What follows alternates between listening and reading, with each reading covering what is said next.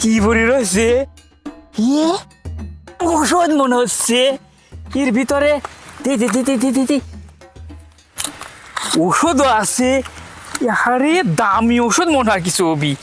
দামি ওষুধ দিয়ে ঠিক আছে। ভাই কি ভাই? আপনার কাছে পানি আছে? হ্যাঁ, খাওয়ার জন্য পানি রাখছি। আর কি কি করবেন? আমি একটা ওষুধ খাবো। ওষুধ দেন তো। খাবেন না? নেন। ধন্যবাদ ভাই। কি কোনো সমস্যা টমস্যা হয়েছে নাকি? কিছু না, সমস্যা নাই।